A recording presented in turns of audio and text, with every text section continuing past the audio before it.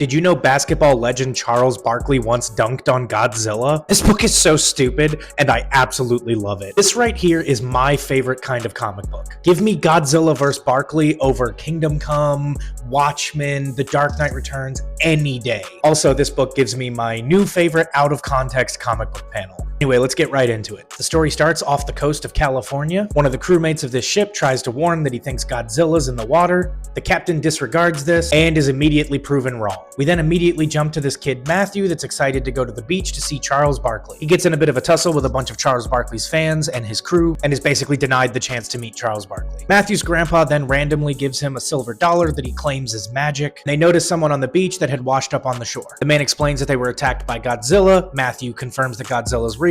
Nobody believes him, and they're immediately proven wrong. Matthew then takes the silver dollar and says Charles Barkley is Earth's mightiest hero and wants to give it to him. As typical in a Godzilla story, the military absolutely fails to stop him. He then meets up with Charles Barkley. Barkley initially wants nothing to do with this. Then Matthew reminds him that he's Earth's mightiest warrior, and Charles Barkley fires his entire crew. The two are trying to figure out how the magical coin works when Matthew tells him to pull over so he can teach him a few moves in basketball. Charles initially doesn't think this makes sense, but decides to play him anyway. Matthew says they need to flip the magic coin to see who gets to start with the ball. Coin doesn't land on either side, lands standing up, and for an unexplained reason, when he goes to pick the coin up, he grows to the size of Godzilla. Charles takes his basketball and decides to go face Godzilla. He explains that he's going to distract Godzilla and get him away from the city. He takes him to an old space shuttle scaffold, pulls down a hoop, turns it into a basketball net, and they play basketball. Though it is not explained why Godzilla knows how to play basketball. Godzilla gets a cheap shot in and lands a basket, and then Charles decides to take the game seriously, at which point Charles Barkley absolutely dunks on Godzilla. Godzilla throws a temper tantrum and melts the basketball. Charles Barkley then gives him a lecture about his attitude and offers to get him some custom-made shoes. Charles Barkley takes him all the way to a random valley in Utah,